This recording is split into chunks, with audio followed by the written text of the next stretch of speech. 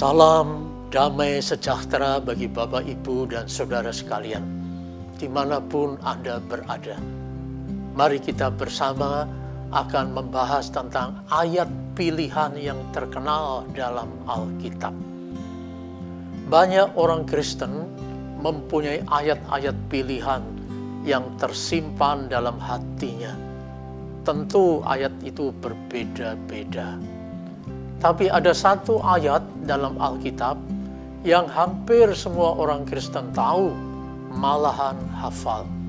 Setidaknya mereka sering mendengar dalam khotbah ataupun dalam percakapan dengan sesama orang Kristen tentang Yesus Kristus sebagai anak Allah yang diutus ke dunia. Ayat tersebut terdapat dalam Yohanes 3 ayat 16 yang demikian bunyinya.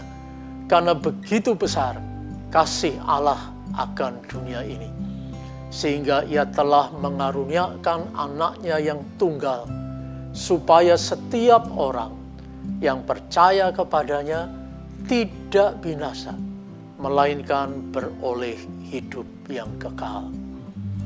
Bisa dikatakan bahwa ayat ini adalah berita Injil yang utama. Mari kita membedah ayat ini untuk menemukan mutiara-mutiara yang ada di dalamnya. Ayat ini mengandung berita-berita besar yang akan terus bergaung dan bergema sepanjang abad. Apa berita besarnya? Yang pertama, ayat ini menyatakan begitu besar kasih Allah. Seberapa sih besarnya? Kasihnya melebihi luas dari samudra dan luas dari jagat raya ciptaannya. Artinya, Allah mengasihi dunia dan segala isinya secara utuh dan benar. Inilah kasih yang inklusif. Bukan hanya bangsa pilihannya saja, tapi semua bangsa dikasihi. Bukan hanya orang yang menyembahnya saja, tapi orang yang memusuhinya juga dikasihi. Kasih Allah menjangkau orang yang sudah tak bisa diterima dan dikasihi oleh siapapun. Allah mengasihi orang yang tidak dapat dikasihi dan yang tidak mau mengasihi.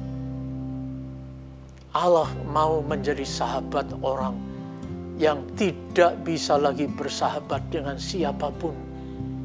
Allah juga mengasihi orang yang tidak lagi punya nama dan tidak punya harapan.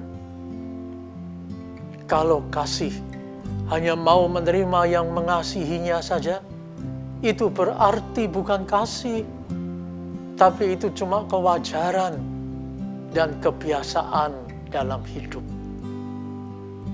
Kedua, Allah adalah inisiator dan perencana serta pelaksana terwujudnya keselamatan. Allah bertindak dengan inisiatifnya sendiri untuk menyelamatkan. Tidak perlu Allah dirayu-rayu, bahkan Allah tidak juga diminta-minta terlebih dahulu oleh manusia. Sebagai Allah yang sungguh mengasihi dunia dan isinya, Ia bertindak konkret dengan mengaruniakan anaknya yang tunggal. Harga yang harus dibayar Allah untuk menunjukkan kasih-Nya kepada manusia sungguh amat mahal. Hal itu bisa terjadi karena hakikat Allah pada dirinya sendiri memang adalah kasih. Sebab itu, tak perlu lagi kita meragukan akan kasih Allah. Kasih itu juga tertuju kepada siapapun tanpa syarat. Sebab kasih yang bersyarat tentu bukan kasih. Kasih yang sungguh tampak dari apa yang rela dilepaskan demi kasih itu sendiri. Anaknya yang tunggal telah dilepaskannya demi kasih-Nya kepada dunia ini. Masihkah kita perlu meragukan kasih Allah itu? Tentu tidak, bukan? Jangan meragukan lagi. Saat batin seseorang menyalahkan dirinya sendiri, maka kehidupan ini menjadi tak tertanggungkan lagi beratnya.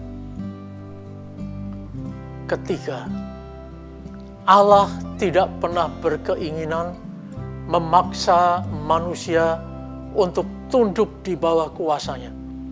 Dia juga tidak pernah melampiaskan kekuatan kuasanya agar manusia takut kepadanya, sehingga bisa diperlakukan menurut kehendaknya sendiri. Tapi Allah adalah Bapa yang merindukan anak-anaknya untuk menikmati kehangatan kasih-Nya. Dekapan tangan kasih-Nya mampu dan mau mendekap siapa saja tanpa pandang bulu. Keempat, kasih Allah adalah kasih yang berkorban demi yang dikasihi, supaya mereka mendapat hidup yang kekal. Hidup kekal itu sebenarnya hidupnya Allah dan hanya dimiliki oleh Allah saja. Tapi sekarang Allah menyilahkan dan memberikan hidupnya itu untuk bisa dinikmati dan dimiliki oleh orang-orang yang sebenarnya tidak layak menerimanya. Dalam hidup kekal itu, bukan lagi diri manusia itu sendiri yang hidup, tapi Kristuslah yang hidup di dalamnya. Dan Ia hidup di dalam Kristus. Hidup itu penuh dengan damai dan mengagumkan. Dan itu telah dimulai saat ini sampai nanti menjadi sempurna bersama dengan Allah dalam kerajaannya. Demikianlah dalamnya arti dari ayat pilihan kita ini.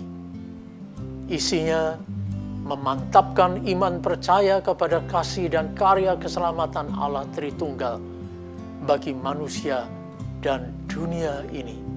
Amin. Mari kita berdoa. Tuhan, betapa luar biasa kasih-Mu.